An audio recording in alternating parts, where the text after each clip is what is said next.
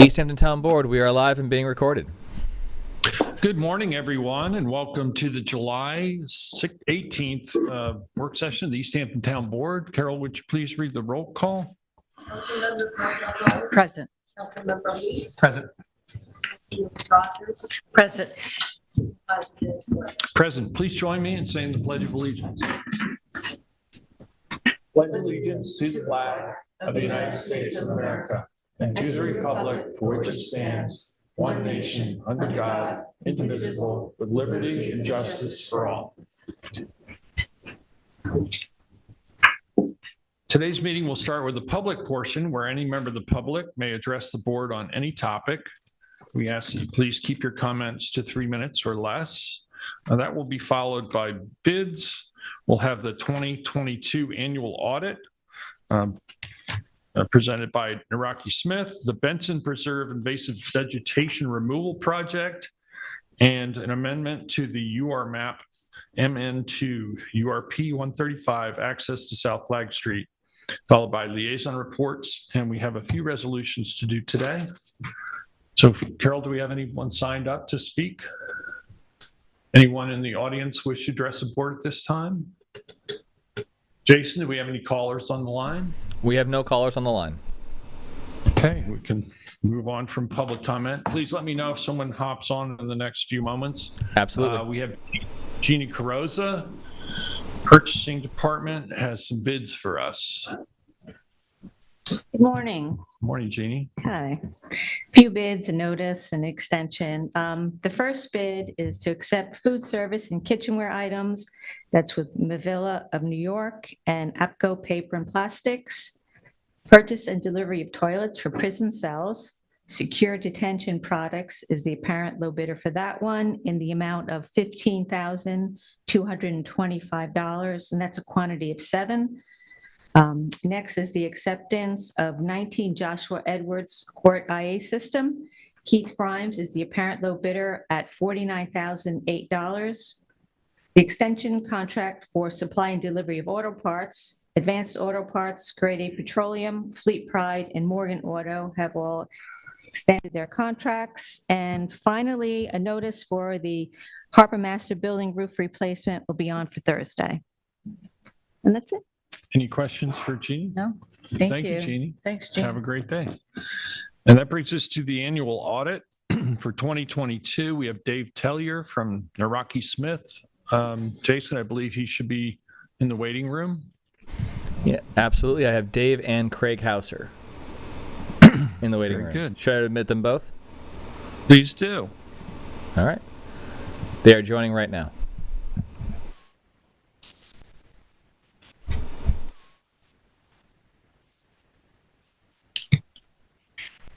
Dave, Craig, can you hear us?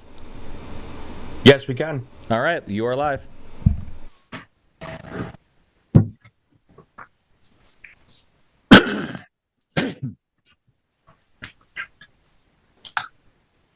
Jason, we seem to have lost their screen.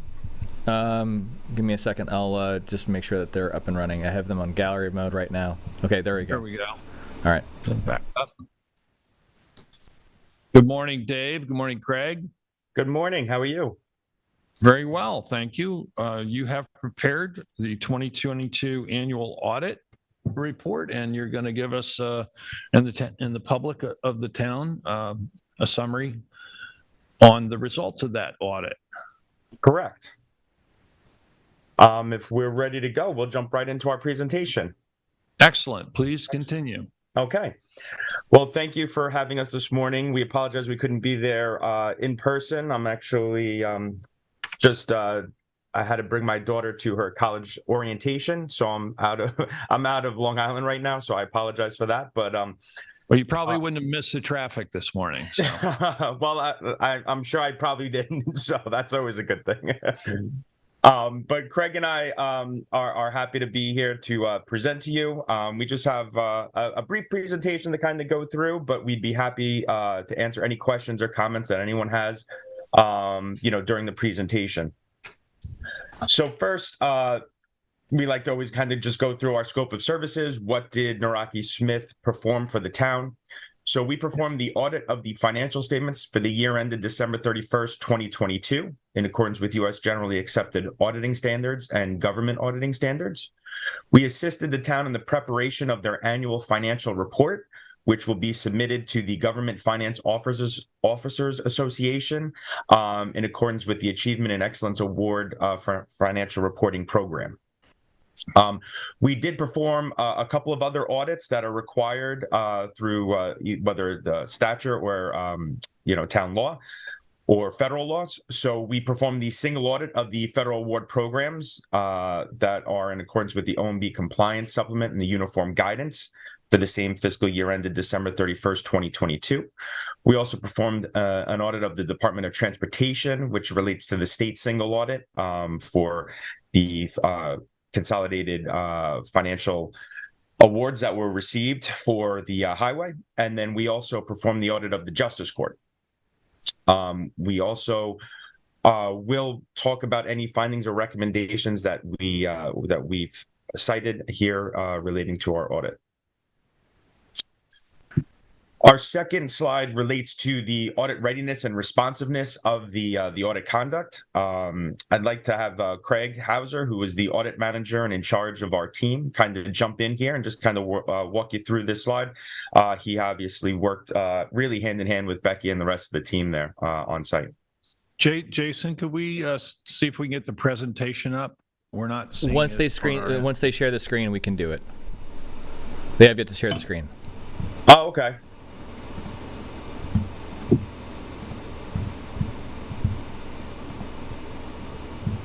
Dave, I apologize. I keep having some issues with audio, so please let me know if I'm in or out of the audio. We hear you right now. We're just waiting for the screen share, that's all. Okay.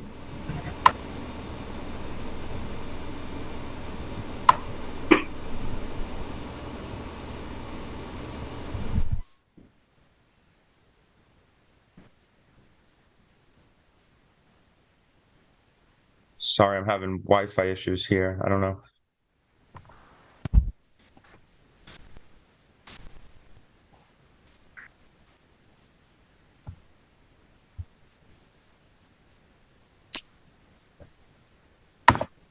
I think I got it. There we go. Okay. I'm not sure that's the right slide, but we have the presentation up. It's on audit readiness and responsiveness? Yes. That's it. That's it. That's the one Craig's going to go through. Excellent. Thank you. So as we said, there was a timely and accurate closing of the books and records. We began our field work on April 24th. We performed our field work through a combination of on-site work and remote access. We had excellent cooperation, and at this time, I would like to thank Becky and AG and the entire team for all their help. They were extremely helpful the entire time, as well as getting us set up for the Munis access, as well as allowing us to come on site for a couple of days and kind of invade their space and go through all the invoices at the town. We substantially were able to complete all our audit field work by the end of May and get the financial statements to Becky and AG with enough time to review on June 23rd. I'm also happy to say that the town had no material weaknesses in internal control that were identified, as well as we had no really adjusting audit entries that were needed for the audit. So that's just a true testament to the team that the town has, that we were able to come in essentially 4 months after the closing of the town books and records and have substantially no journal entries.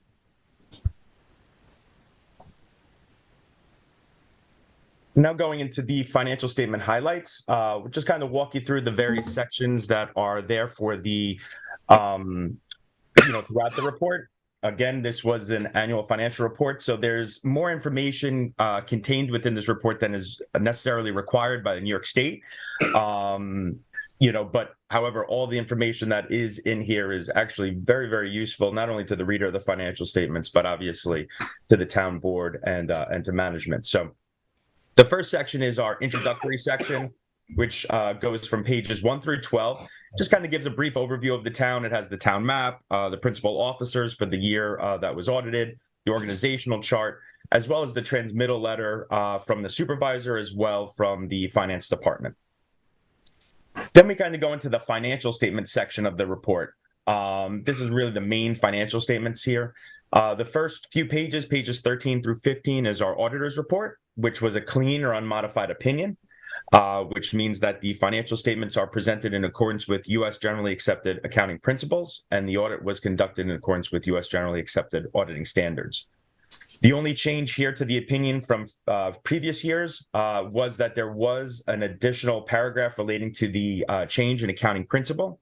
So in this fiscal year, the town had to implement what is known as Governmental Accounting Standards Board, or GASB number 87, relating to right of use assets. So that was fully implemented in the current year with help of management and assistance going through, and that has been 100% implemented in the current fiscal year.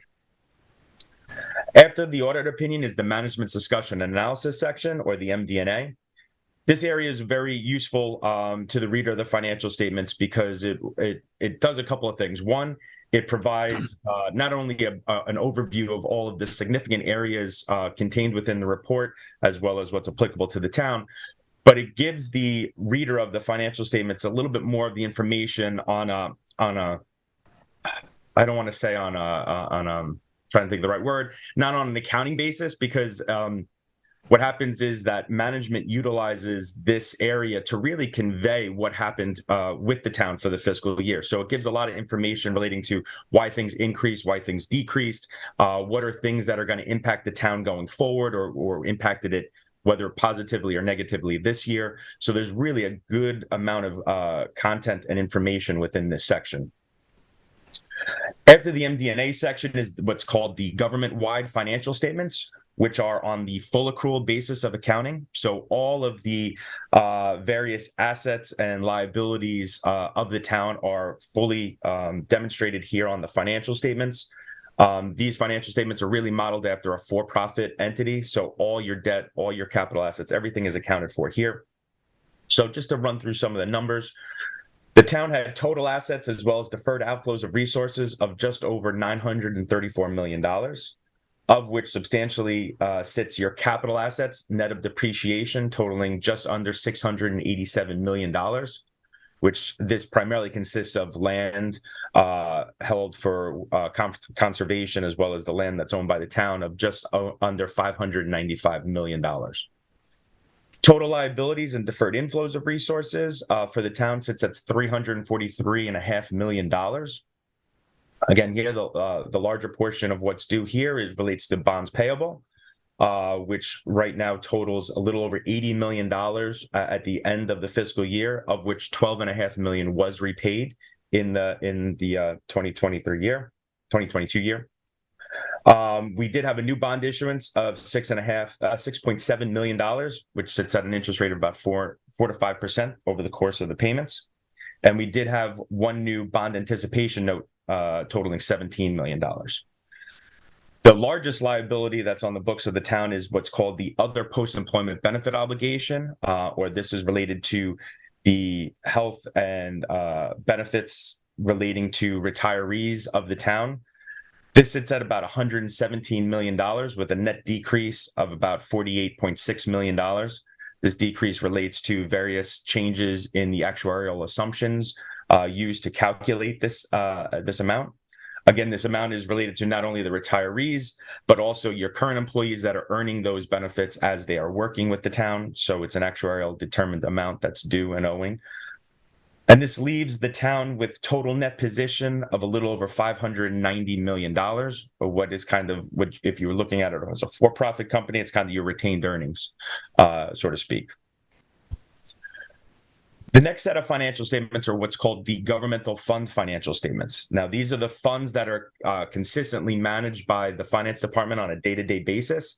These are the various funds that are utilized and set up by the town for various purposes, whether it's your general fund, which kind of handles the lion's share of everything, but you also have your capital projects fund, your CPF fund, various other district funds.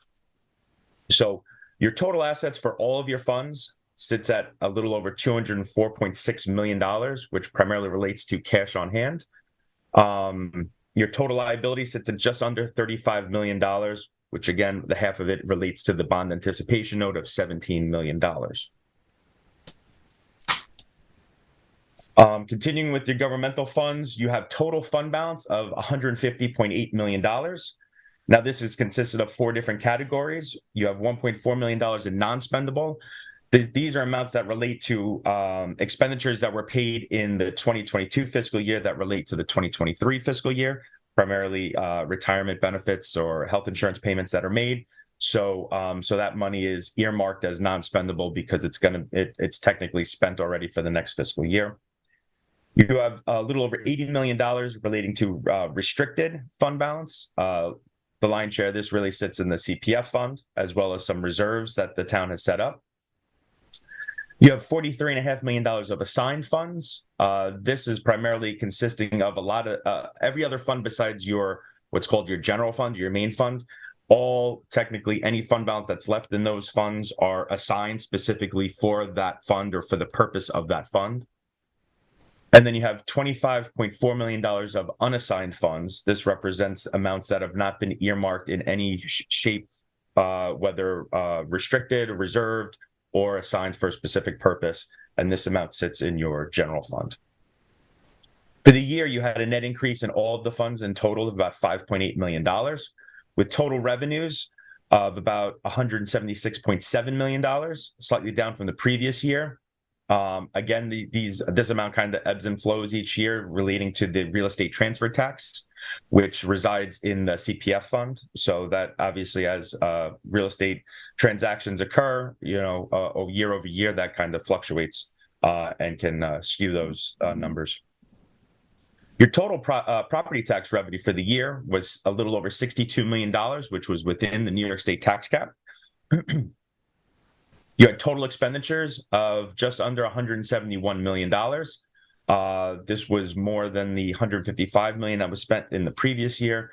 A lot of the increase here related to interfund transfers to the Capital Projects Fund, as well as some increases in the transportation expenses and some other expense categories across the board. Your total debt service expenses sits at about $15.5 million, which is just a little over 9.4% of your total expenditures. As I mentioned before, $12.5 million of that was directly related to principal. That was a pay down of your bonds, and the rest related to interest. After your governmental fund financial statements, you have the fiduciary fund financial statements, which just accounts for activities that relate to monies received by the town but cannot be utilized by the fund for general purposes. So this is like your justice court, things of that nature, which the town oversees. It's really monies that are held on a custodial basis. So that's why it's called fiduciary funds. So those are accounted for. Then we move into the notes to the financial statements. Again, these are pretty consistent with the previous year, except for what related to the new lease standard and the right of use assets, which can be found on pages 44 and 53. And that all is in accordance with the implementation of GASB number 87, which related to leases and right of use assets. After the notes are some required supplementary schedules that are required by by GASB, or the Governmental Accounting Standards Board.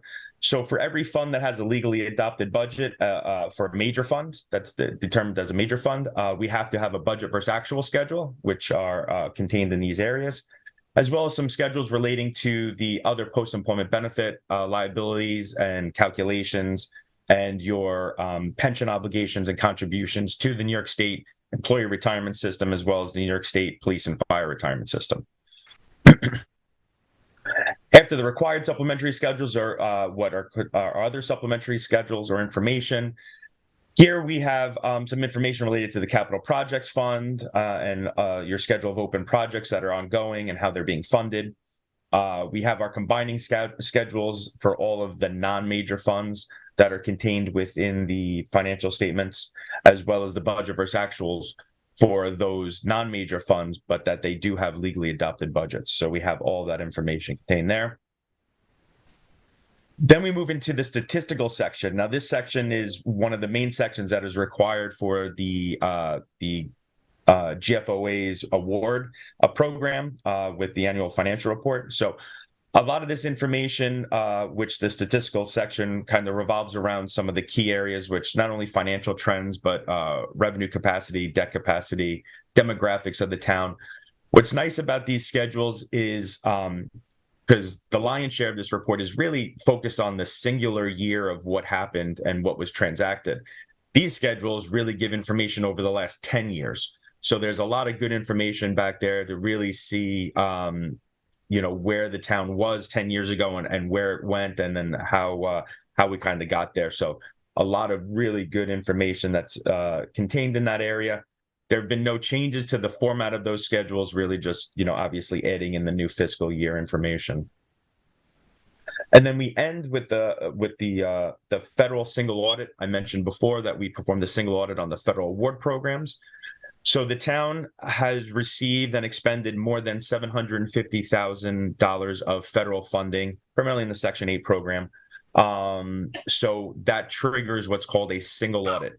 So this audit is not only related to the financial aspects of those grants, but it's also related to the compliance aspects of those grants. Each federal award has a signifying number, which is called the CFDA number, that is tagged into the compliance supplement, and then there are various compliance components that we have to oversee and make sure that the town is acting correctly in those areas.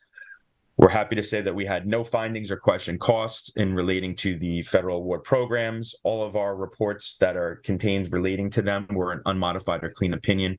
So the town is obviously transacting in 100% correct fashion relating to those grants. So that's a quick overview of about a 140-page report that's got a lot of information. So I apologize for being brief on that. As I mentioned before, we kind of talk about any findings or recommendations that we came up with. We are excited and pleased to report to the board that we had no material weaknesses or significant deficiencies in the internal controls or the accounting procedures of the town as we reviewed them in the audit. We had no current year findings or recommendations or suggestions relating to any way in which that the town can operate in a better fashion or a more productive fashion, and that we also had no outstanding prior year recommendations. So again, we're very pleased and happy with the way in which the town structure is in the finance department and how everybody is going about their day-to-day activities as far as segregation of duties, things of that nature. So again, another really positive thing to say about the town and the finance department. And the last page is just our contact information, myself and Craig's. As I mentioned, I know in previous years, we strive and really pride ourselves on being a resource to the town 365 days a year. We don't just come in, do the audit, and kind of walk out, and then we'll see you next April. We constantly have dialogue with Becky and Neji as things come up, but we want to make sure that the board is aware of that as well, because we report to you. So we want to make sure that you know that you can reach us at any time if you have questions, comments, concerns, anything that is on the financial end, or you think that you want to run past us. Please feel free to reach out to either one of us, and we will definitely make sure that we get you the answers you were asking for. With that was our presentation. But again, Craig and I would be happy to answer any questions or comments anyone has. Thank you very much, gentlemen. Any questions for David or Craig from board members? No, I just appreciate the way they've broken it down for us. And I will say that the statistical section, you can really geek out over, although, the print is small. It is. It's hard to, especially, but those numbers are large. They're getting very large. It's getting a little small. I wish we could expand out onto legal size paper. So. Yeah, it's indicative of a lot of information needing to be shared in small spaces, and we go through that every year with the budget cycle, and that's why I bring out the glasses this time of year for both the audit report and for the budget, which we'll be preparing shortly. I just want to thank you all. The results of truth testing our financial accounting and reporting is that there's no material weakness or significant deficiencies, as you said, and internal controls are in place and working well. And the current findings and previous year's findings and recommendations are that everything's really in good shape. And that's really a tribute to Rebecca Hanson, our budget director, and Naji in finance, our whole financial staff running a tight ship over there and keeping us in good stead. And I'm really pleased to see this very clean report. And thank you all for the time and effort that you put into it. Thank you, and I couldn't agree more. You have a great team, and they're really they work very hard, and they do a really good job. So I couldn't agree more as well. So thank you all, gentlemen, very much. Thank you. You have a great day, and enjoy the rest of your summer. Beautiful summer out there, and we'll see you soon. And good luck to your daughter. Oh, thank you so much. I appreciate that. Big time. Big step. time. A new Big era. step. A new era. Yeah. Yeah. Take care.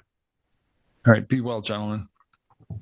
That brings us up to our next presentation, which is the Benson Preserve Invasive Vegetation Removal Project. Council member Lease, as the Montauk liaison, is coordinating this project with the Natural Resources Department and CCOM and Rusty Schmidt. So just a little brief background on this. First of all, I want to thank Supervisor Peter Van Scoy, who actually initially started this outreach, listening to some members of the community in that location in Montauk nearly 2 years ago. And as we handed it off to myself being the liaison to Montauk, the staff that we have from the town of East Hampton, including Kim Shaw, who unfortunately is not able to make it here today.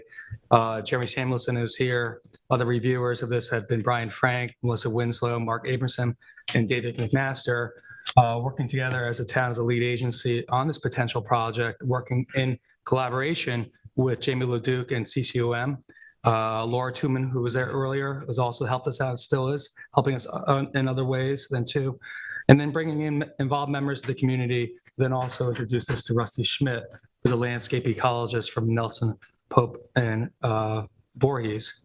I think what's very neat about this property, which is a lot of people think the gateway to Montauk might be up on Route 27, up by the Finazzo's house as you come into Second House Road.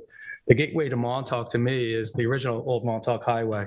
When you come onto the Benson Preserve, when you go past the last house, and all of a sudden you just see Montauk and the moorlands in the far distance, and the waves in the future, the waves in the sand. That is actually the area to me which I enjoy. It was actually the original location of the Hither Hills life-saving station, which, as many of you know, I have a lot of deep interest into that part of our military history. This project is something that can potentially be used as a template for other locations in which human hands have ruined a very fragile and ecologically sensitive property. That's exactly what's happened here. This property was beautiful for hundreds of years until human hands actually started devastating it in ways in which we throw out landscape vegetation or just didn't treat it the way it was. So we have an opportunity right now as a town and a town board and a community to potentially restore this lovely habitat to a grand way that we saw 100 years ago. With that, I'll lead into Jeremy Samuelson, who will tee it up for us. Thank you, David. Welcome, Jeremy. Good morning, Mr. Supervisor, members of the board. It's a pleasure to be here this morning with you. I want to just offer a very brief overview of some of what has led us to this point before I turn it over to Rusty from Nelson Pope and Voorhees, who will walk you through a slide presentation about the more specific details of this work. The roughly 40-acre Benson Preserve was purchased in 1999 by the... It was acquired. Thank you. An important distinction in this case. I appreciate the correction. It was acquired by the town in 1999 with the support of community organizations, including concerned citizens of Montauk. This is exactly as council member indicated, really an attempt to correct a historic wrong here and to take responsibility for cleaning up and restoring this important habitat while increasing the resilience of a natural system that protects our community. That's really the essence of this project. The work, again, as Councilmember Lease indicated, was first proposed, or a version of this was first proposed going back actually just over 10 years ago.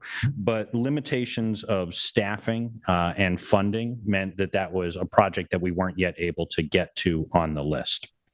We now have the opportunity to embrace a public and private partnership that we think is responsible to not only the ecological resource, but also the taxpayers of the town to restore this property. We think the benefits that you'll see articulated in the slides here are multifaceted. They actually qualify quite easily as habitat restoration, but also, on the other hand, really enhance community resilience. And Rusty will get into some of the details of how removing invasive species that have come to be the dominant characteristics of this property and the zones within it, which again, he will detail for you, can actually give us greater protection against rising sea level, blowouts of the bluff in terms of increased erosion that comes from hydrostatic pressure on the shore side of things, but also through elevated groundwater. So in addition, there is, as is often the case here, a win-win-win when we see these types of projects where there's a third set of benefits here, which accrue to the community as a whole and residents of the area, and those are through improved vistas. So as we look at a restored landscape, and we appreciate that it is more resilient and that it has higher values as habitat for both flora and fauna, we see that the community benefits as well in terms of improved vistas and potentially even enhanced property values. So with those couple of comments, I'll get out of your way and ask Rusty to come to the podium and walk us through in more detail the work that he and the team that you see before you has put into this over specifically the last 2 years in particular. So thank you. Thank you, Jeremy. Yes, sir. Welcome, Rusty. Oh, no. Thank you. He's just thanking you. I said thank you. All good. Thank you for the board for inviting us. I'm just going to be brief for a second and then pass it off to CCOM and keep things moving. But I'm Rusty Schmidt. I'm a landscape ecologist.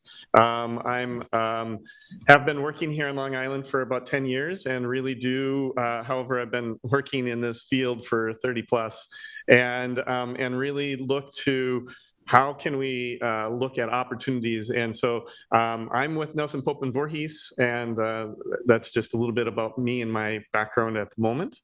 If you want to pass the slide. Go ahead. Okay, my name's Jamie LeDuc. I am the Director of Environmental Advocacy for the Concerned Citizens of Montauk, or CCOM. I'm a biologist. I have a master's studying the interactions between invasive species and native species. CCOM is an environmental nonprofit that focuses on water quality, environmental sustainability, and coastal resiliency. And I just want to say that we are completely committed to making sure that this project is successful. We're honored to be partnering with the town and, of course, Rusty on this. Rusty is one of Long Island's premier landscape ecologists. He's been, like he said, he's been doing this type of work for decades, and he's very good at what he does. I know that this was covered already, but on this slide, the Benson Preserve is a 40-acre property owned by the town. It's that beautiful area overlooking the ocean as you're coming into Montauk. It has several hiking trails and beach access. In the 90s, CCOM and other dedicated community groups fought for it to become part of the East Hampton Town Park System. And today it is protected as parkland and is preserved for future generations. The problem is that there is a high proportion of invasive species in there now. So invasive species are bad because they can destroy biodiversity, species richness, and can severely disrupt ecosystems. And so I'm going to pass this over to Rusty again. He's going to talk about what's been done, what's in there, and what our plans are moving forward. All right, thank you. So in 2021, we started working on this project, the first thing we did is actually do an aerial drone photography right when the leaves are coming out. It was a great opportunity to get an understanding of what exactly is on the site. So we did the drone photography and then we ground truthed it. We looked at the photography and then really said, okay, standing here looking at this aerial photo, this is multiflora rose, this is privet, this is, and we'll get into this, into the different pieces, but we were able then to break up the entire property by vegetation type. Is it vines? Is it shrubs? Is it a good vine? Is it a bad vine? Is it a good shrub, bad shrub, grasses, flowers, all that. And so we really broke up the entire property, the 40 acres, into vegetation types. Then after we did that work, we then looked at the vegetation types and really discovered, and you can see on the bottom slide that there's kind of a green-blue area, a brown area, and a blue-yellow area on the top end. So down by the beach, the predominance of plants are native. The green areas are almost all native. The blue areas are mostly native, and with a few invasive plants. In the center area, it's kind of a 50-50 mix, and it's kind of the transition zone from good to bad. And then along the roadway, which makes the most sense from historic values, is that it's 90% plus, sometimes 99% invasive species with some good plants left in it. And so that really kind of helped us understand that how the invasive species are moving, how they started up on the edge and are working down slope towards the beach.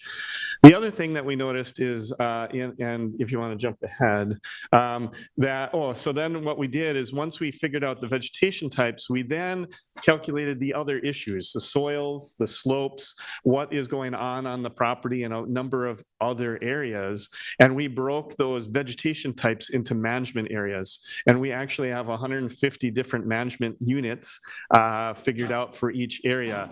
And each of those management units really helped understand, is it very problematic plant on a steep slope, which has one kind of management technique, versus a problematic plant on a flat slope, which is a different technique, or some combination thereof.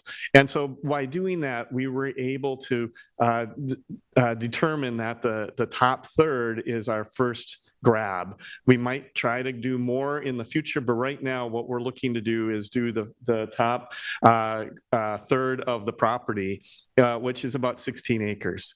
And from those units, we realize that we have two predominant management techniques that we would like to tackle.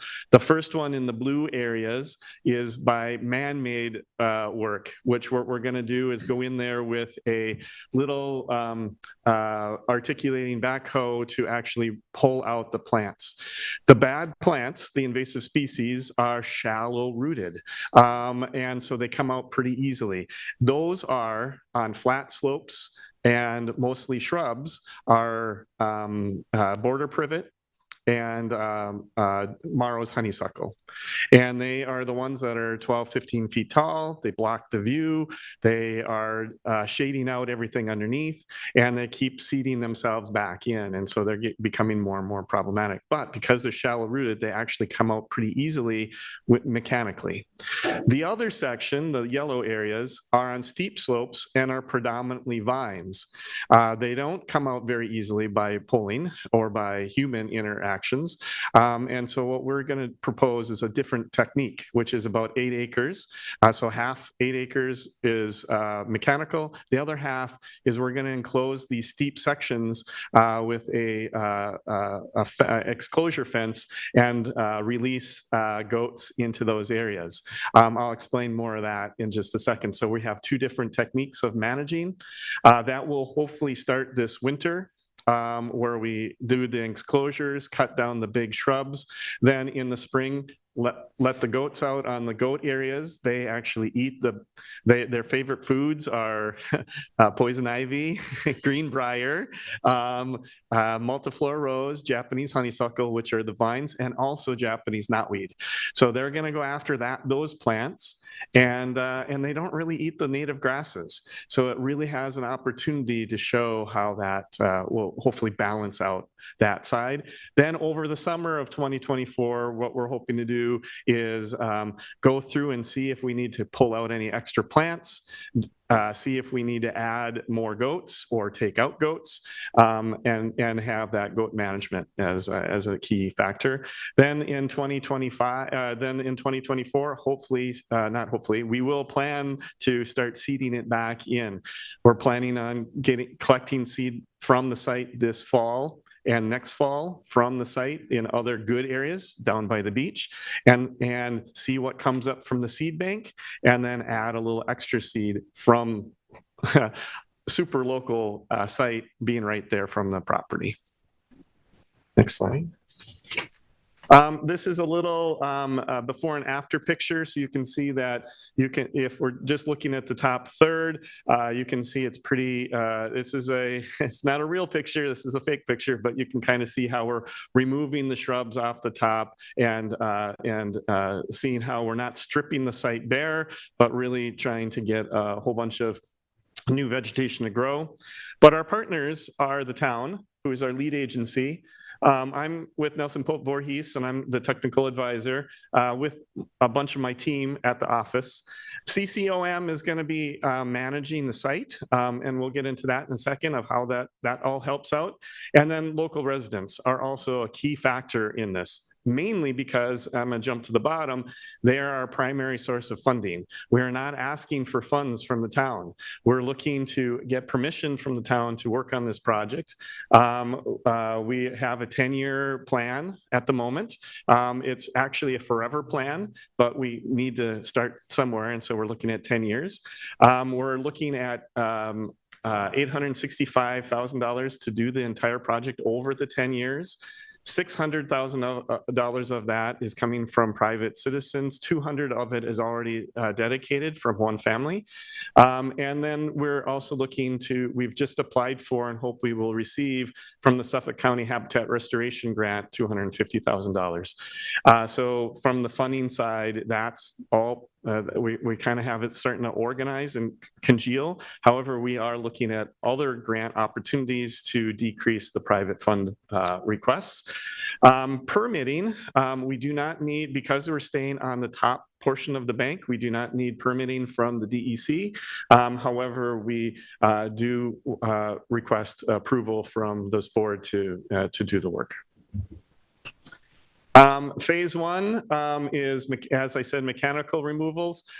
You can see that this is a skid steer on the upper left. That's not the machine we're going to use. We're going to actually use a little articulating backhoe, so it goes in on one rut and run one out, so it doesn't turn, doesn't cause any erosion on the bank, and pull plants out. We've already started talking to and got quotes from contractors. They have done this in the past. We will absolutely put up silt fence and core logs to make sure that we do not lose any erosion, and that includes in both the goat and the mechanical areas. And then we're going to start collecting seed this fall. Then come next year, and this is a reiterate, we are going to start planting mostly by seed and see what comes up. If we have to supplement in 2025, we will supplement with more plants as needed. And then we'll continue to, as soon as we start removing, we start the monitoring and maintenance. So the contractors got a bid that will be maintaining it for the full 10 years on a basis of as needed basis. Some of the invasive species that we observed, and I've already mentioned them, the big ones are of the shrubs. The two dominant shrubs are the border privet and the Morrow's honeysuckle. The vines dominant is Oriental bittersweet, multiflora rose, and Japanese honeysuckle. And the main perennial of concern is mugwort, which is almost, it's ubiquitous on every property in all of Long Island, as many of these plants are. But we are going to try to, we're really looking to manage the vines and the shrubs first. Mugwort will be secondary, mainly by goats. The goats, we need 2 to 3 goats per acre. This is kind of the fun part of the project. And in fact, all of our office has goat names now. We need to provide clean, fresh water daily. That's where CCOM is going to be primarily. Not only are they going to be looking and managing and watching the contractors, but they're going to be going out daily to check on the goats and goat welfare, adding water, making sure that they're safe and still in their location as they're supposed to be. We will be providing a shelter. Believe it or not, goats don't like rain. So we need to have a shelter for them. And then we'll just kind of see how it goes as the summer progresses to see if we can take them away or if we need to add more as the summer progresses. And CCOM will be making sure that the goats' welfare is very important. There's a little paragraph at the bottom. This is not an unknown management technique.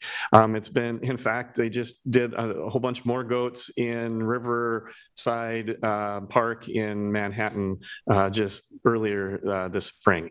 And so, but also on a number of other properties here on Long Island and out into the city. So this is not an unknown thing. And we've been really documenting how the grasslands come back with goat herbivory.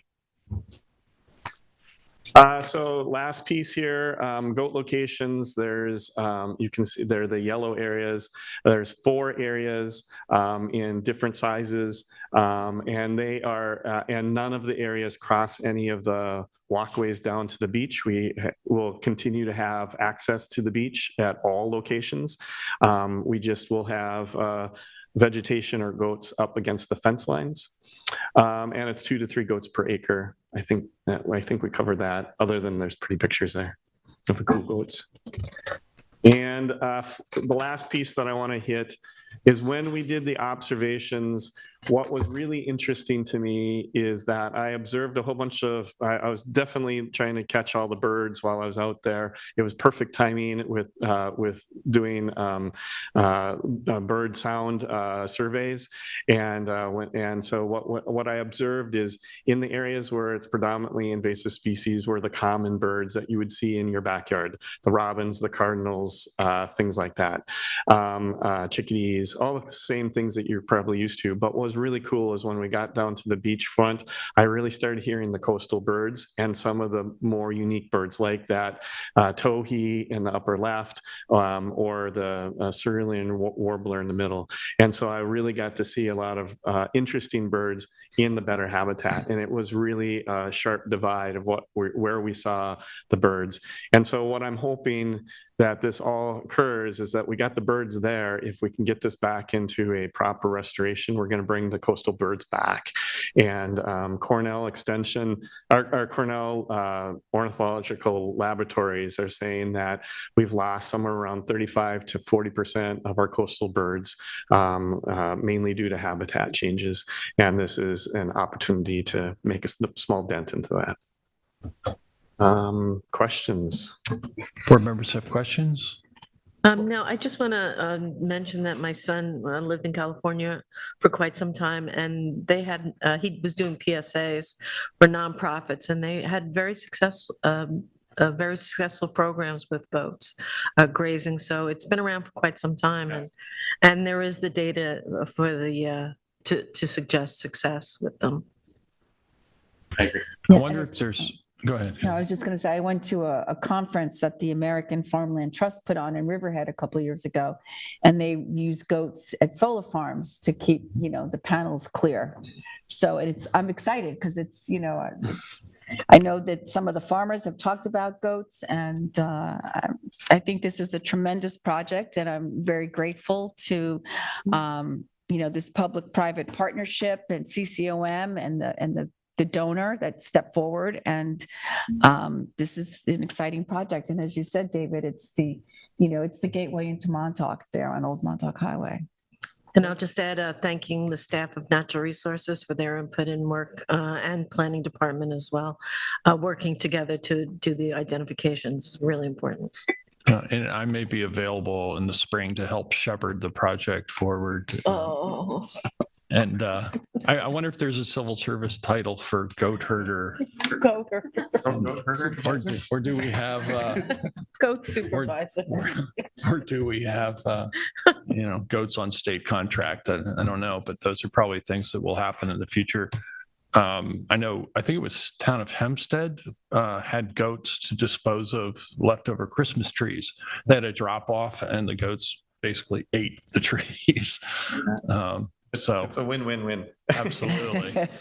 So Absolutely. a couple of my long looks at this is when we were developing this project, it's not the first invasive species removal or open vista removal that the town has done.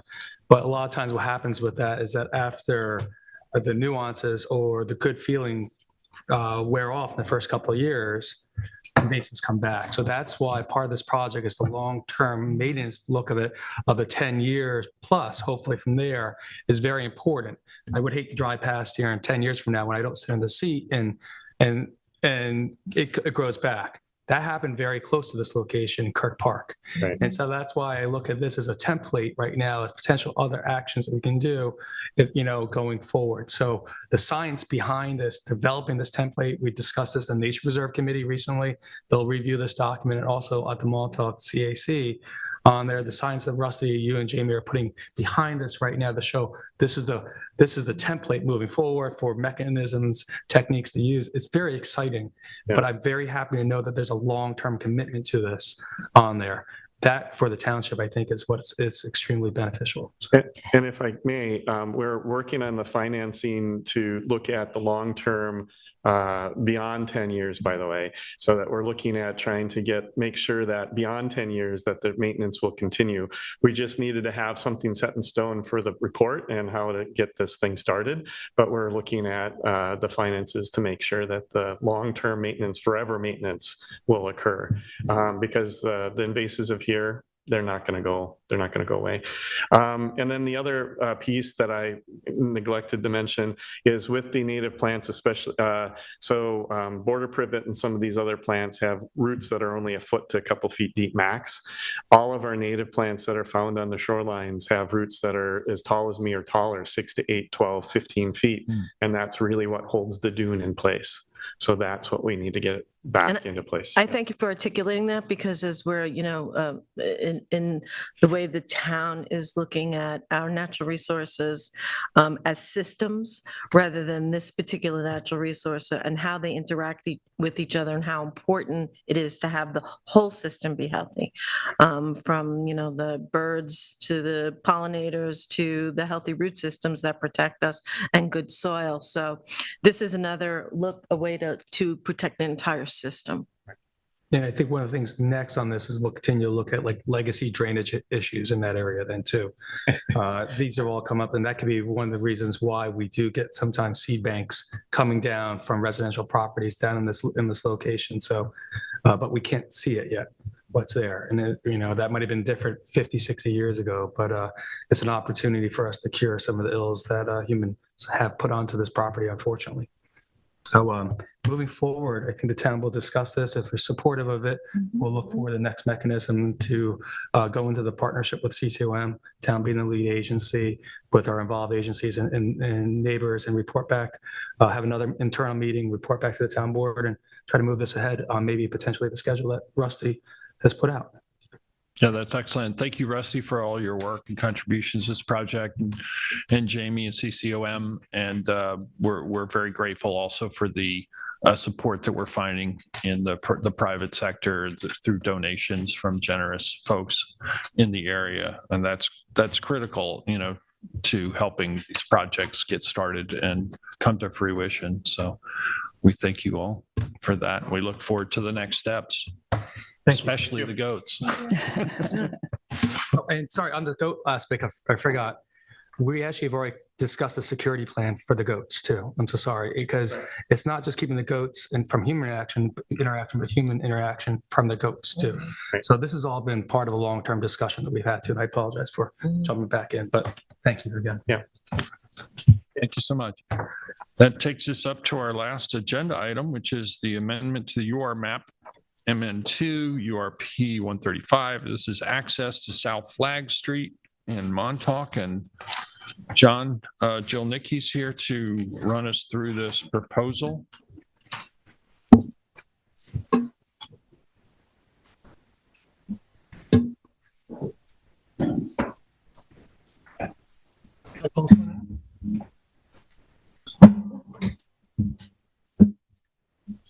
We'll give John just a moment to pull up the maps so the public can see what we're discussing.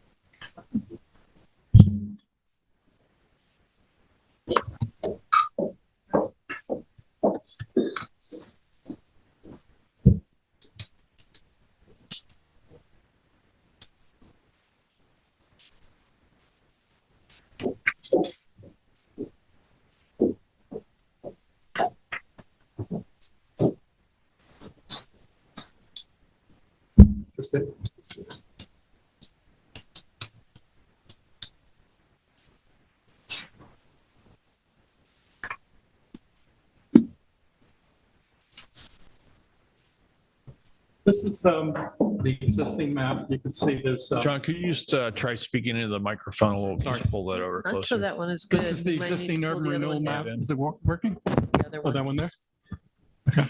They should both be working. They should both be working? All right. Yeah. If Well, you I just pull have- that No.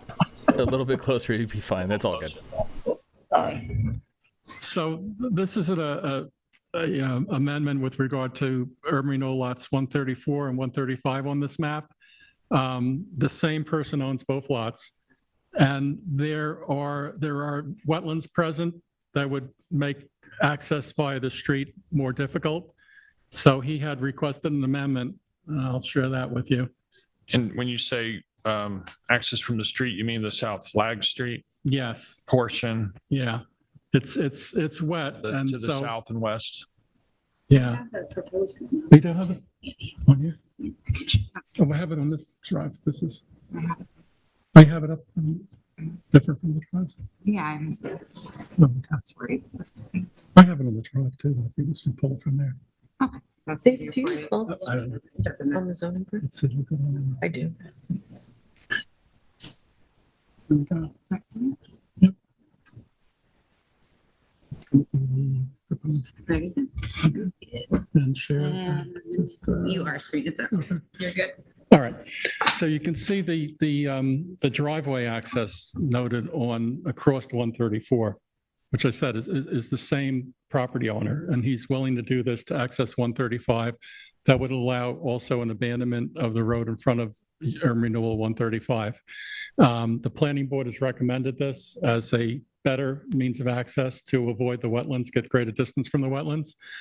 And so if the board's agreeable to hearing this, we'll schedule this for a public hearing. Any questions or comments from board members? No. Seems pretty straightforward and recommended by planning. So let's schedule it for a public hearing and see what the public has to say. Very good, thank you. Great, thank you, John. That concludes our agenda items for today. We have liaison reports and a few resolutions to approve. Been a great Bless lesson. you.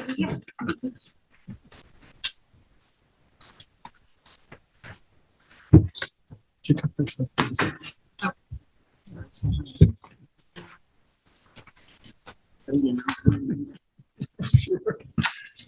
Kathy, you have a liaison? Yeah, I just wanted to start with an update on the Montauk Playhouse. There's a groundbreaking ceremony scheduled for Wednesday, August 2nd at 10:30 a.m.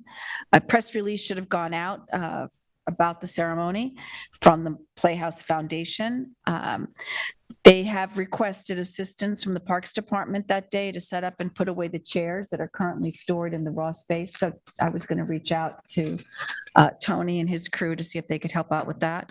We're also looking to do newspaper ads in the East Hampton Star and East Hampton Press. We were going to do a quarter-page ads, one in English, one in Spanish for both papers. The financial impact is $1,650, and I have a resolution on for that today. If you recall, back in June, we hired McLean to review the plans, including the first floor aquatic center, the IA system, and the drainage plans, on behalf of the town. So that process is going through. I believe they're looking to be finished this week. This Thursday, I was planning to offer a resolution accepting the architectural and engineering plans from the foundation for the first floor aquatic center. The total value of those plans are $1.15 million. Good news is the project is moving along beautifully, and we should be ready to go out to bid next month. Then moving forward, David and James Pincott are going to be sitting on the construction committee as we go out to bid and award the job. Parks is currently helping to clear out the raw space where the pool will be. It's amazing what has been stored there over the years. And I did have a request from the foundation. They're going to be losing their office to the construction, and they were wondering if there was a closet available in the eastern portion of the Playhouse where they could store things. I was going to talk to Diane Patrizio when she gets back from vacation to see if there's anything near the nutrition center. I don't know if you know of anything on the second floor where there could be space available. Need to find a new storage location for jet skis and other equipment that the town had stored in the past in that space. David's been working on that. And I just wanted to just give an update on the work that we've done here at Town Hall. Change Hampton planted our community pollinator garden at the entrance last month. As we see, the plantings are filling in, rapidly and are quite striking, and knock wood, the deer haven't gotten to them yet. We've also completed the project here with the making the main meeting room exit ADA compliant. That project is done. The railings have gone in, so we can close that job. And Change Hampton, I guess, brought in a picnic table. And so from our perspective, we've got the project complete. And we've heard from Change Hampton, they're looking to do a celebration at the end of September. And the feedback has been incredible since since the plantings went in and the railings and whatnot. It's really a joy to walk past every day. Was approached, I guess, 6 months or more from an organization called Link. It's Literacy Inc. And someone out here brought this organization to the East End community. It's a very generous donation that they are making from their family foundation, and they are looking to embark on enriching the early literacy community of the East End. Their mission is to equip children with foundational literacy skills essential for academic achievement by empowering families and mobilizing the community. They do this work by providing caregivers with workshops, resources, books, and tools to build early literacy skills in their homes with their children. It's a community effort, and they are looking for trusted partners and stakeholders to support them in this important work. So they're currently in the research phase of the project and are looking to interview trusted community partners, caregivers, key stakeholders, and local businesses and employers to understand the local context. And so I met with them again a couple of weeks ago, and I had offered to send out emails. They're having trouble kind of breaking into the community, so I'm going to be sending out, an email to the schools, the hospital, pediatricians, and whatnot to try to give them an entree into bringing this program here. Right now, they're looking to go from Montauk through to possibly Riverhead. I mean, it's a real South Fork, East End effort, and it's an incredible program. It's been used, all over the, I believe, New York metro area. And I'm hoping that maybe we could even invite them in to do a presentation here so folks could understand the scope of the project.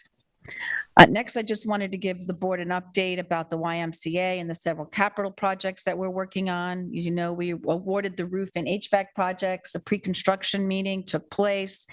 And now we're working on the schedule with the roofer. That's going to get done first. And then the HVAC will be next. And we're trying to coordinate everyone's schedules and what's in the best interest too of the Y because of programming going on there.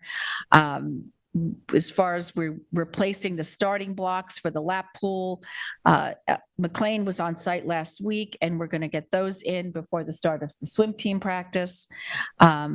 The pool doors are the original. I've been working with James Pincott and Kevin. They're on contract, and we're hoping to get them installed. And then I've asked McLean to give us an engineering proposal for the reconstruction of the basketball courts. They're looking to maintain them as basketball courts, and they could be they could act as 3 pickleball courts due to the popularity of pickleball. The Springs Park Committee met last week, and they had made 3 requests, just things that needed to be, done at the park, included adding an additional garbage can, replacing a can that had gone missing, and putting in more mutt mitts because the dispensers were empty. And Dickie Webb did it the next day. And now everybody is beyond pleased with how quickly everyone responded. And I also want to say what came up in the meeting, that they are also very grateful to Land Acquisition and Management. We had Andy Gates on the call, and they just discussed how nicely maintained the trails are over there. But we did request that it may be possible for someone from Parks to join our quarterly meetings, because that'll, really round out the committee. Next, I wanted to just bring up the Suffolk County's Water Quality Restoration Act that's before the Suffolk County Legislature. Their next general meeting of the legislature, where they may be considering putting this act on the referendum in November, would be next Tuesday, July 25th. The Suffolk County Water Quality Restoration Act is a funding source for clean water future for the Suffolk County residents and businesses. The funding mechanism is proposed to be 1/8 of a penny addition to the county sales tax. We know with our water quality funding that we get, we know firsthand that restoring clean, healthy water requires drastically reducing nitrogen pollution. And we also know that it's costly to upgrade a septic system. And incentives like grants and rebates make it affordable for residents and businesses to upgrade to low nitrogen systems. So what I'm proposing is that the town board send a letter to the county legislature expressing our support for having this on as a referendum on November 7th. I support that. That would be great. And I don't know if we want to do a memorializing resolution as well on Thursday, tie it, express in the letter that we're doing a memorializing resolution, or have it work in concert and send it out together. So that would be great. And then the last thing I just wanted to bring up is hopefully everybody is getting the LTV emails that are talking about all the programming. I mean, they've got robust programming. Michael was here, Clark, last month talking about it. I had the pleasure of attending a program they put on celebrating Black culture in the East End. And it was committee members from Nineveh, Azurest, and Sag Harbor Hills, and Ambassador Sujay filmed 3 shows in front of a live audience. There was a DJ on stage. So in between the segments, there was dancing and, in the aisles. She interviewed artists, authors, entrepreneurs, historians, and elders from these historically Black beachfront communities. And then they followed with a dance party to celebrate 50 years of hip hop. So I'm just hoping, that folks will tune in to Ambassador Sujay's show on LTV, because it was, it's worth a listen, and it's an education. So that'll be rebroadcast. Yeah. She has a show on LTV, and a while back LTV wanted to bring in more diversity to their programming and to their board. So Ambassador Sujay agreed to be a board member, as did Minerva Perez at OLA, So there's been a lot of cross-pollination. There's been a lot of Right. new programming. You know, we've got Josh there too, Gladstone. So, I mean, you could really be entertained every night of the week there at this point. Absolutely. And I know I- they've also had their piano series on Monday nights Monday as well. nights. American Songwriters is Tuesday nights. I mean, it's A lot going on. Hampton's Music Festival is coming in September. So there's a great deal to do. Yes. And that's what I have for today. Great resource for us. It continues to give to the community. David. Thank you very much. Last Monday, the Montauk Citizens Advisory Committee met. I want to thank Dr. Todd Griffin, who is the Stony Brook Medicine's Vice Dean for Clinical Affairs and also the VP for Clinical Services, for coming to the community CAC to discuss Stony Brook Medicine's, in conjunction with Southampton Hospital's efforts to staff the clinics that are in Montauk and also Amagansett, and discussion on other areas too. They were delighted to tell the advisory committee that they have come to terms with 2 new primary care physicians that won't be necessarily starting until September, and one after that. This came as a great relief, as we know there's not a primary care physician in Montauk for some time now, and it's been a little bit of a difficult situation to hold one long term. They are now developing that team for care for the Amagansett Montauk area, where they will share responsibilities. They also have a new person at the East Hampton walk-in location here too, on Panago Road, in which it will hopefully be able to extend some of the hours. They're looking to attract and maintain new graduates from their Stony Brook Medicine's hospitals graduates then too. They have a Land It Here program, which means if you go to school here, try to see if you can work here. It's almost like the town's live here, work here program we're doing. They understand the difficulties to attract and maintain a staff, and particularly even on the East End then too. But they are also, Stony Brook Medicine has recently hired a consultant to firm about the necessities for Suffolk and the East End specifically in trying to develop their medical staff here. And this also goes into the freestanding freestanding emergency room that'll be upcoming then too. Can I just say that Sure. I was, well, like all of us went out to the CCOM fundraiser last week.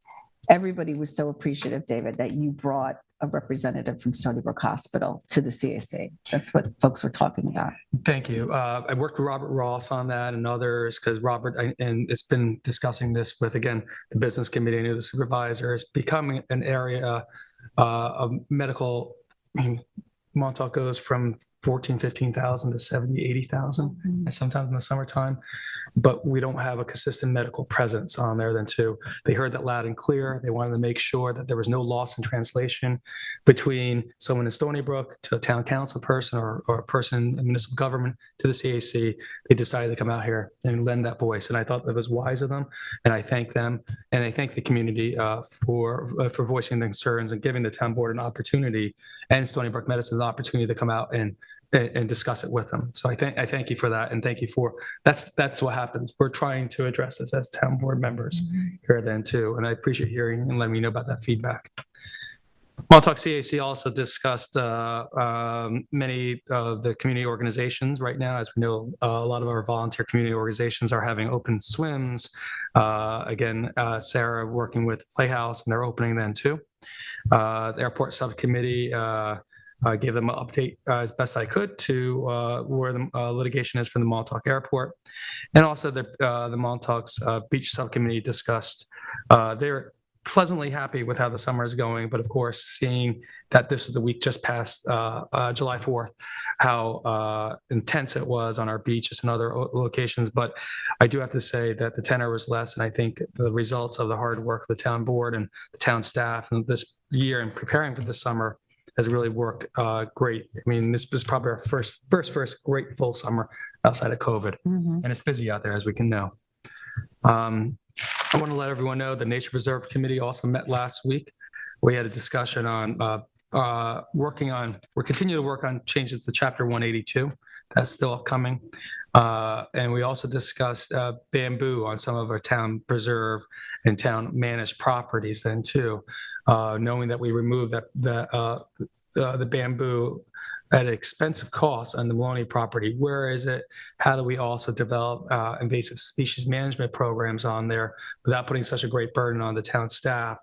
That's why this discussion on the Benson Preserve could set that template, and I will be sending this discussion a snippet of the video from LTV, and then also the You goats eat bamboo? No, I was going to suggest we have a panda program. it could be a little cuter, I guess.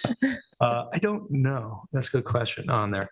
But I thought one of the most interesting things that goats don't eat as much as the native species, which just works great then too. Yeah, So. I like that, poison ivy is one of their favorite foods. I need them for my property. Yeah, it's just, I need them for my it's property. great. Yeah, speaking of bamboo, though, I just relay to you, David, that I got word from a resident near the Jericho cemetery that the bamboo there, which has been a problem over time, that some of that's been cleared away, but it's I think the neighbors have done some work there to help out, and maybe we could get Buildings and Grounds by to pick it up. I will. I know that's I'll make a note of that. That bamboo is like so many other invasives, you just have to keep on it.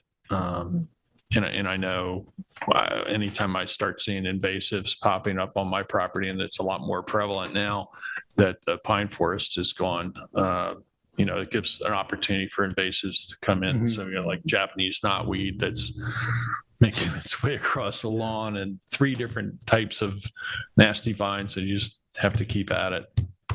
I'll get myself over there and look into that. Definitely. Thank you. I appreciate that. We had discussion on, dog litter removal. I mean, I can't tell you, I walk in the village and you'll just see a dog bag full of feces just left on the sidewalk. And we're starting to see it on preserves. See it on the beach too. Yeah, we see it at the dog park. That's why they've been doing these. It makes it cleanups. worse. Now you're That's putting it what in they're plastic. cleaning up. Yeah, I don't know. I have a couple pet peeves. That's one of them. Pet peeves. Stop. Exactly. I didn't think of it that way, but thank you very much. Appreciate that. We had some residents come in and give some comments on 5x5 management plan, but due to there was a low turnout in Nature Preserve committee members there for multiple reasons. Some of them got flooded out in Vermont. Others are just on vacation. So we'll move that along to other meetings upcoming.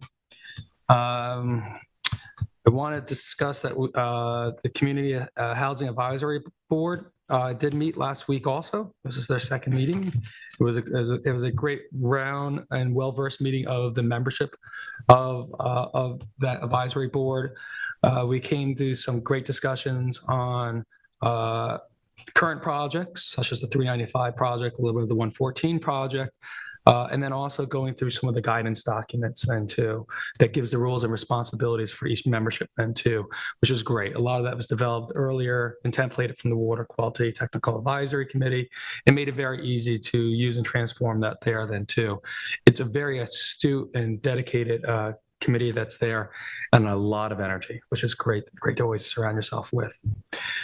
I want to let everyone know from aquaculture right now that not just due to the traditional closure for Three Mile Harbor for the Boys Harbor fireworks to shell fishing, but due to the massive heavy rains that we had on Sunday, every single water body in the town of East Hampton has been emergency closed right now to shell fishing right now. Until further notice, please look at the DEC's website or contact aquaculture to let you know when they'll be reopening on there then too. That leads me into the flooding that we had, or all the massive rainstorm from Sunday afternoon then too. Part of that, unverified, but estimated at nearly 7 inches of rain. That's what the highway department is saying. Some places that haven't historically flooded out did flood out. But what I did, is I drove around. And I want to let you know that the investment that the town has put into the Stephen Hans Path intersection there, it trapped the rain. There's a lot of rain coming. There's still more off of it, but the basins that were there and the swales were filling up but it was still passable the entire way. Kept up. And it kept up, and it dissipated also right after. And you didn't see any silt on it. So it was a passable road during the middle of the storm. It had to have good wipers, to get through there, but it was passable. There's still other things we need to work on at the intersection, a long lane for drainage, but that would work really well. And also the Rough Riders intersection the next morning was also passable and cleared then too. That was a torrent of rain that personally I hadn't seen in a long time. We just had some issues on some of our rain gardens in areas like Soakhides and other areas on Thruma Harbor, but Highway got out and so working on that then too. But that rainstorm is something that haven't been used to seeing, but it's been happening a lot more in our geographical region than too. It might be a microcosm of global warming. Yeah, I think that's something we're going to see a lot more of with a warmer climate. The amount of water that can accumulate in the atmosphere and then let go at once. We don't get rains where it just rains steadily all day anymore. It just comes in these huge. The climate scientists name them rain bombs, and they are an example of the extreme weather that we are seeing because of global warming. So they will become more frequent as time goes To on. your point, David, those investments are important and paying dividends. And I know, we have plans and funding from PSEG for that industrial road intersection. And so that'll be welcome as well when that work is done, because I know that's another area where the pond is very close to the roadway and it's prone to flooding. And Thruma Harbor too, with the county also, it's very prone to flooding, and there was a standing wave in the middle of Thruma Harbor. I don't recall, at least where I was on Sunday, ever seeing rain come that hard and amount to that much water, standing water, just in the woods. Yeah, frightening. I mean, there aren't as many trees there to soak up the rain because all the pitch pines on my property are gone. There was literally inches of standing water on the flat ground in the woods. Did you happen to go up to Springs Fireplace Road and Gardner's, where Steve's done a lot of work? Yes. So what's very interesting about this rainstorm is it happened almost at dead low tide.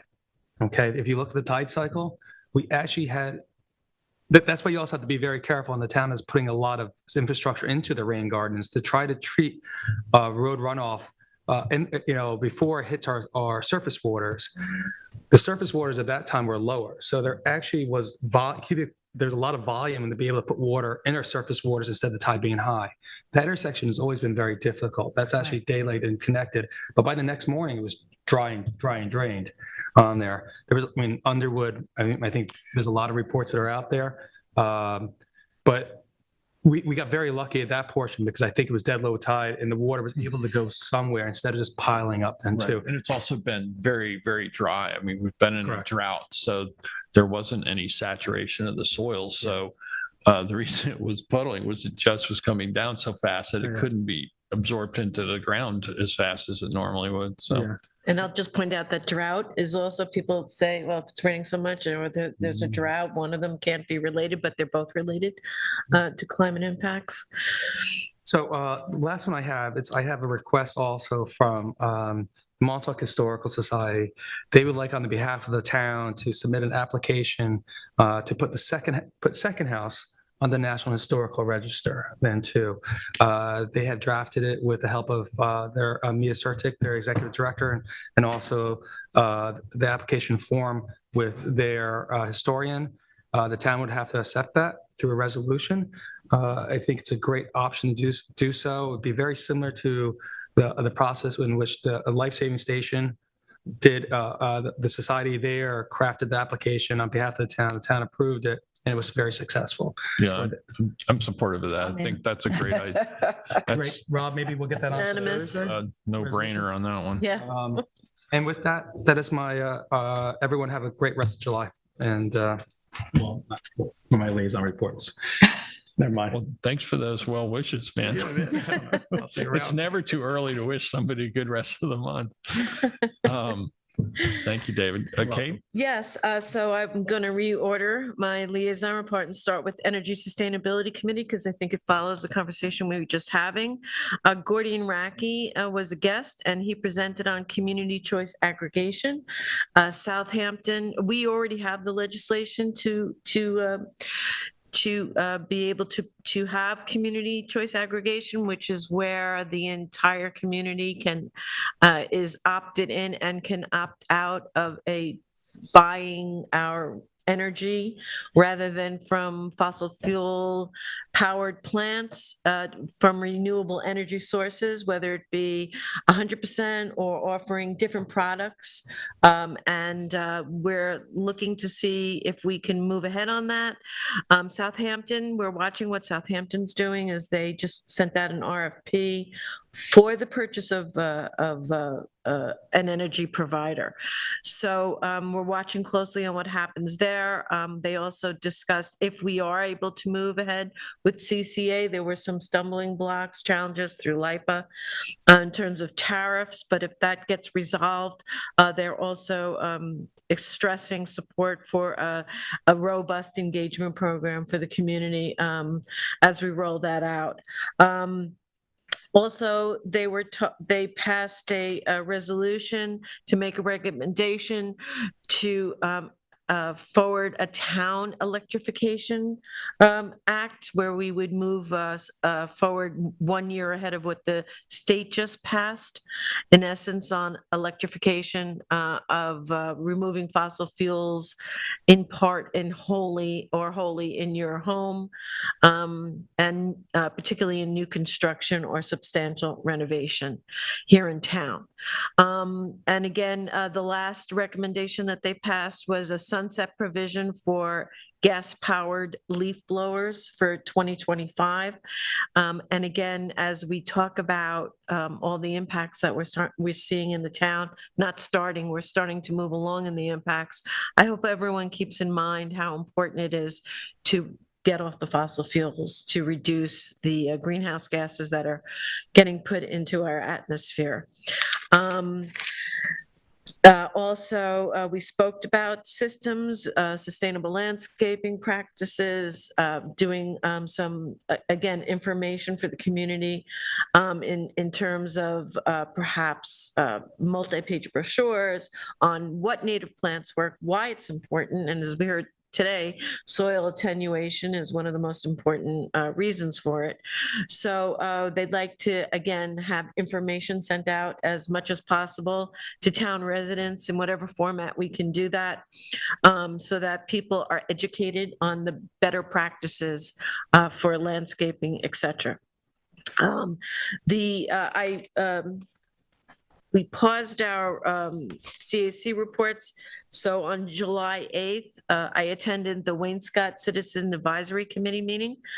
I'll just say that their major concerns are, of course, ongoing airport, PFOS settlements, and what really is impacting them immediately is folks detouring through the back streets of Wayne-Scott, down Wayne-Scott Main Street, as has always happened, but now it's become kind of a super highway, and speeding through the hamlet because people are taking these detours through the quiet neighborhoods of Wayne-Scott.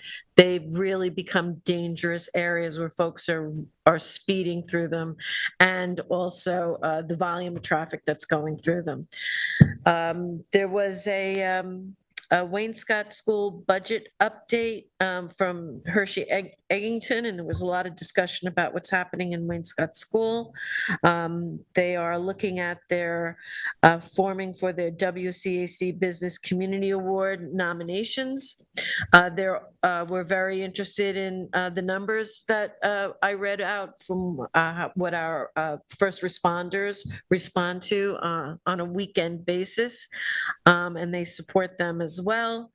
And Sarah Davison gave a report that the plover's nests on Georgia Capon were predated, so all the chicks were moved, but the chicks moved, I guess. yeah.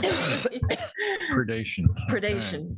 So there was also water quality, and they had some good numbers at Georgia Pond, and so they were happy with all the aquatic efforts, and that was mostly what they spoke about at the Wayne-Scott CEC. Again, it's very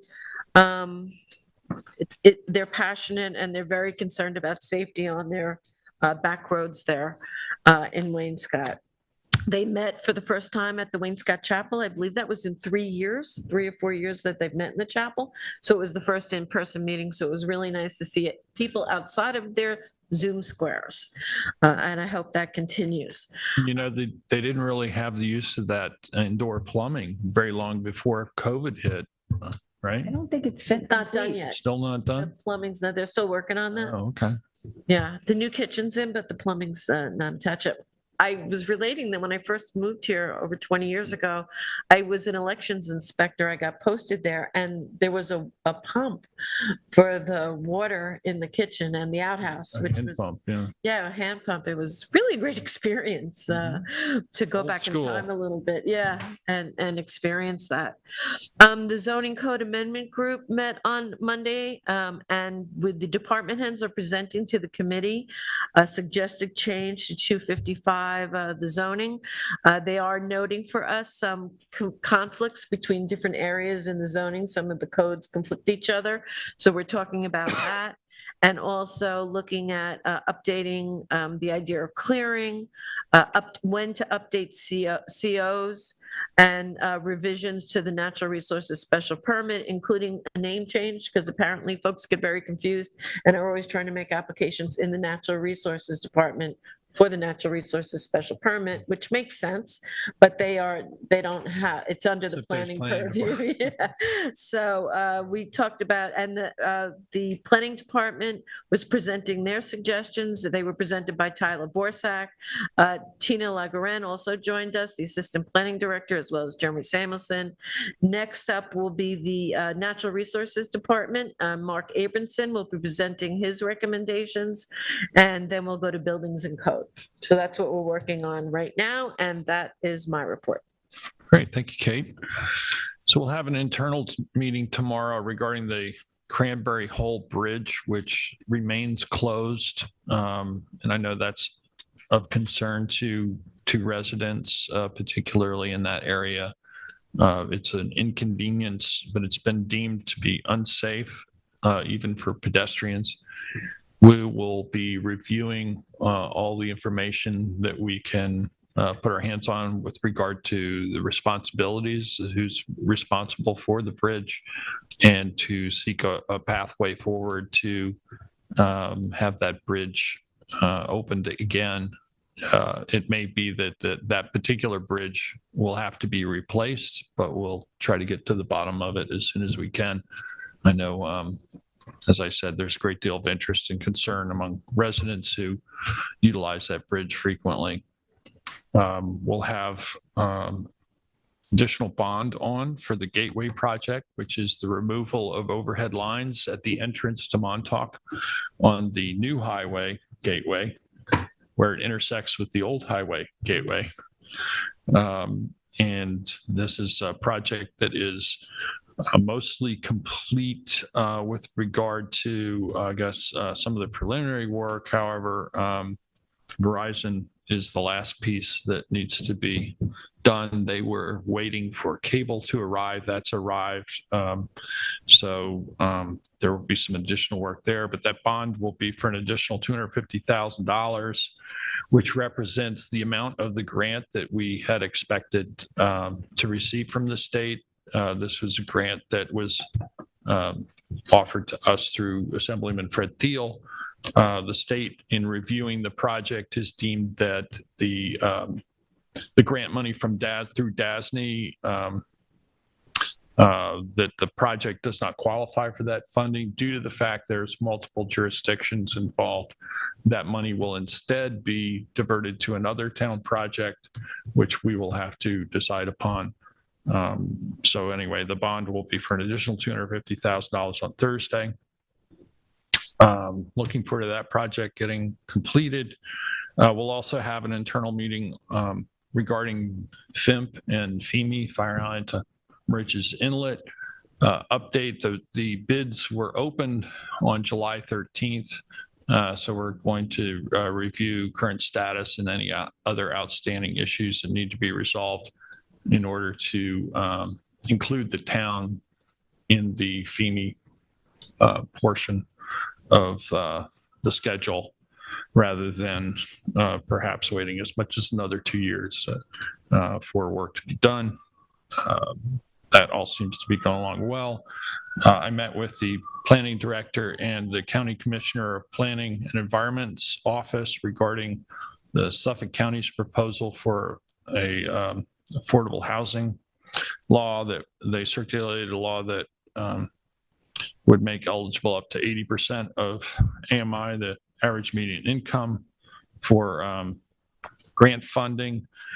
We urged them to consider a higher level, at least for East End towns such as What was ours. the level? I'm sorry. 80%, where we know that our own levels, we've raised to 120%.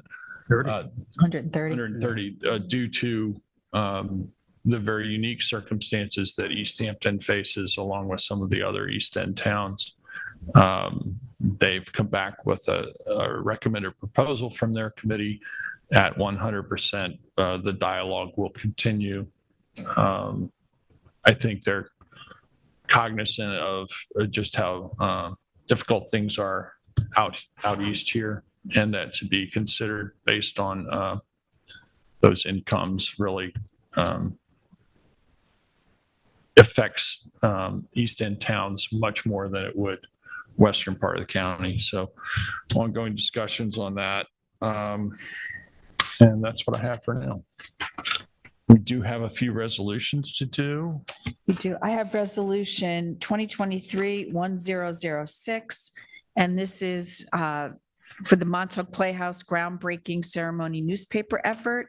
We authorized 2 one-quarter page newspaper ads, an English version and a Spanish version, to be published in the July 27th edition of the East Hampton Star and the East Hampton Press, and the financial impact is $1,650. Second. All in favor? Aye. Aye. Pass and carried. I'd like to offer Resolution 2023-1007. This is adopt a local law amending Town Code Chapter 213 for shellfish.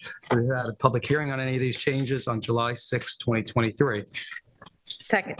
All in favor? Aye. Aye. Pass and carried. Sorry. I have an additional resolution is 2023-1008. This is to appoint seasonal lifeguards for July 2023 through September 16th, 2023. Individuals, titles, pay grades, effective dates mentioned below. Second. All in favor? Aye. Aye. Pass and carried. 2023-109, this is a budget modification for civil defense. This is for the placement of sand to repair washouts in recent storms. Again, this goes to the flooding. A lot of washouts at our beaches. We're going to be bringing $24,800 from contingencies to subcontractor cost. Second. All in favor? Aye. Aye. Pass and carried. You're up. Kate, Oh, sorry. page 7. Let me get to my page.